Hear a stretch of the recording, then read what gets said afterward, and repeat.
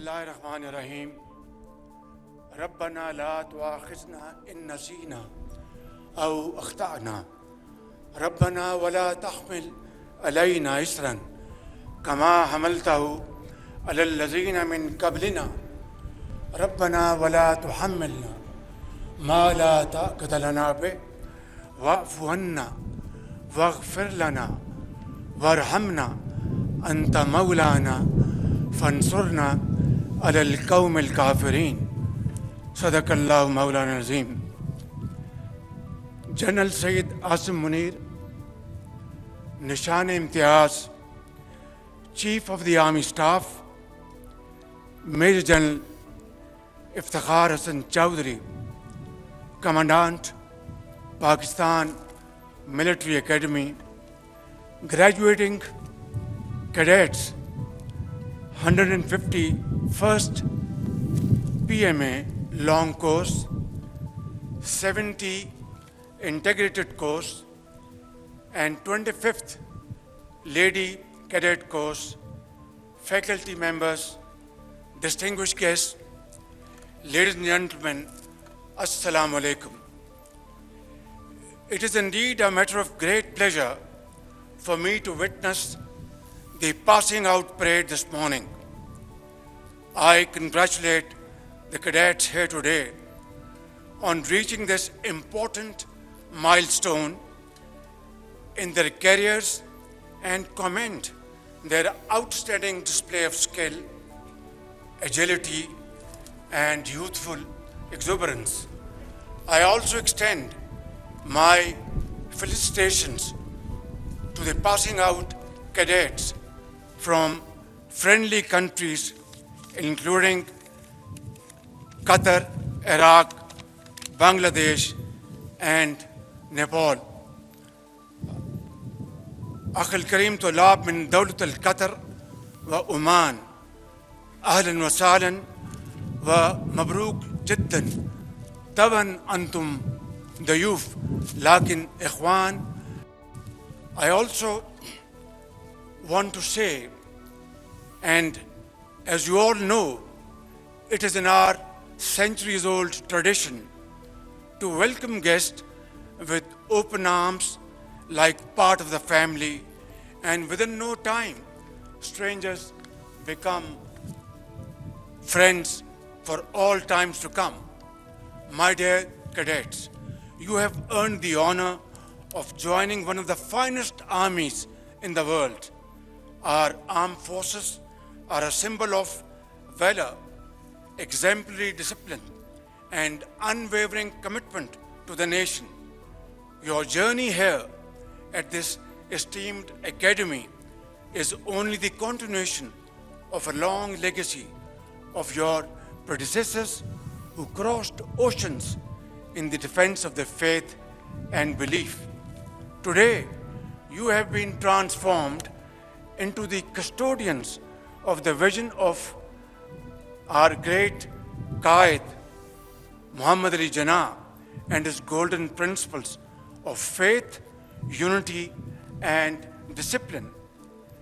So, wear this uniform with pride, for you are part of an elite service, adored by the nation and respected globally for its professionalism and courage. Let this be your driving force as you become the best of the best.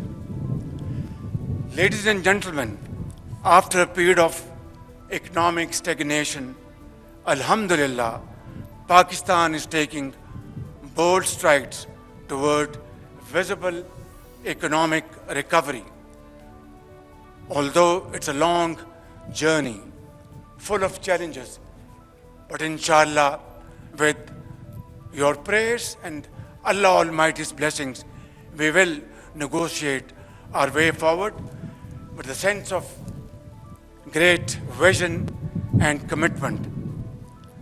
Our efforts are yielding results, achieving significant milestones in attracting foreign investment to key sectors such as mining, energy, agriculture, livestock, IT, and defense production. On the diplomatic front, we have reinvigorated old and time-tested friendships while building new partnerships to expand our global outreach. As a non-permanent member of the United Nations Security Council for the term 2025-26, Pakistan is fully committed to advancing global peace and security and upholding the UN Charter. In fact, at even and every given opportunity and platform, we have raised our voice in support of the innocent people of Palestine, whose demand for a free and sovereign state has been sanctified in numerous UN resolutions. Ladies and gentlemen, Afghanistan is our neighboring country, and it is our earnest desire to live in peace with them for all times to come. Unfortunately, despite our best and sincere efforts, terrorist activities continue to emanate from Afghan territory. In this behalf, we have made lots of efforts. Our Deputy Prime Minister visited Kabul a few days ago, and we shall continue our efforts to have better relations and understanding with our brotherly and neighborly country, Afghanistan. However, we have also delivered a strong and clear message to the interim Afghan government that while we desire peaceful neighborly relations with Kabul, this cannot happen so long as the Afghan soil is being used by Fitna al-Khawarij to attack Pakistanis and kill innocent brothers and sisters in Pakistan. Ladies and gentlemen, I also need to underscore the importance of Kashmir. As the founder of the nation, Quaid-e-Azam Muhammad Ali Jinnah rightly said, Kashmir is the jugular vein of Pakistan. Unfortunately, this globally recognized dispute remains unresolved despite multiple UN resolutions. Let there be no doubt, Pakistan shall continue to support the right of self-determination of the Kashmiri people till they achieve their rights through their great struggle and sacrifices. Ladies and gentlemen, India's systemic persecution of its minorities, particularly Muslims and Sikhs, has become more pervasive over the years. It must accept full responsibility for its complete failure to protect the lives, dignity, and security of these oppressed communities. Pakistan, on the other hand, has always condemned terrorism in all its forms and manifestations. Against terrorism, we have endured immense loss with our 90,000 casualties and economic losses beyond imagination exceeding $600 billion. Who would understand this searing, excruciating pain better than we Pakistanis?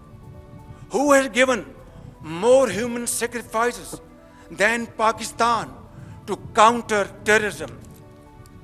Which country of the world has suffered more economic losses than Pakistan to the tune of $600 billion to fight and defeat terrorism?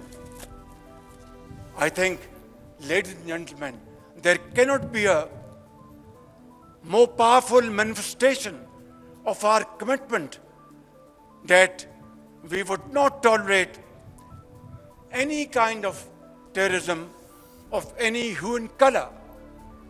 And that has been demonstrated beyond any ray of doubt.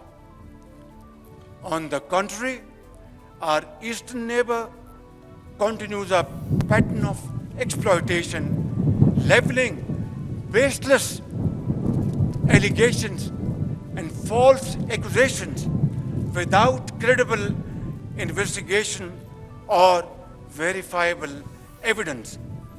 The recent tragedy in Pahalgam is yet another example of this perpetual blame game, which must come to a grinding halt.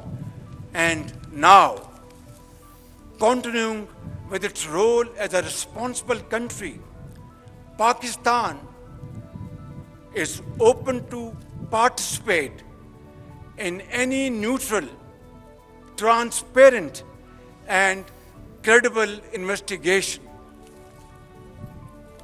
Ladies and gentlemen, I must also mention here that water is a vital national interest of Pakistan, our lifeline.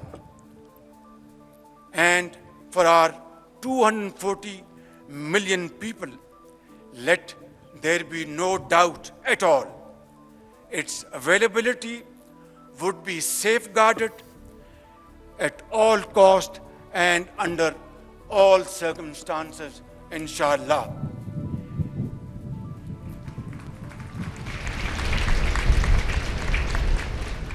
Therefore, any attempt to stop, reduce, or divert the flow of water belonging to Pakistan under the Indus Waters Treaty would be responded to with full force and might, and nobody should remain under any kind of false impression and confusion. Our valiant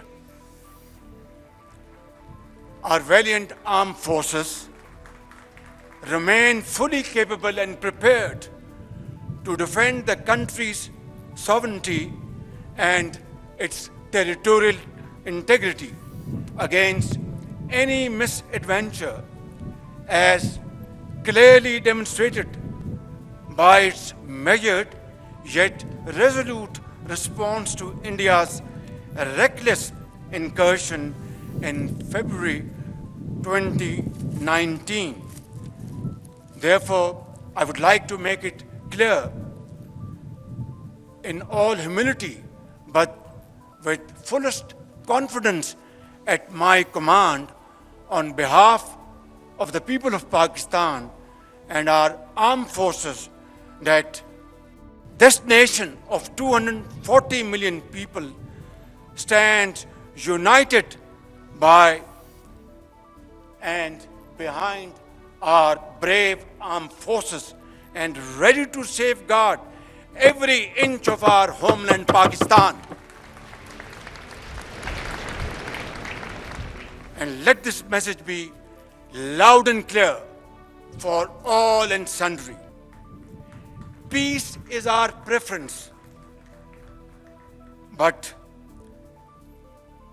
must not be construed as our weakness.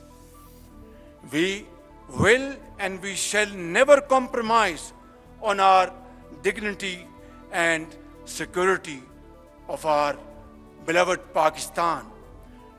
We also affirm Pakistan's unwavering commitment to playing a responsible and constructive role on the global stage. In the pursuit of this mission, we have not wavered, as we believe in the unity of the human race. Dear cadets, this morning, as you go forth with dignity, honor, and resolve to join the officers' cadre please always keep in mind that your primary obligation for the rest of your lives would be to safeguard your motherland, Pakistan. Therefore, prepare yourself exceedingly well and train your men and women to undertake this task with unwavering commitment.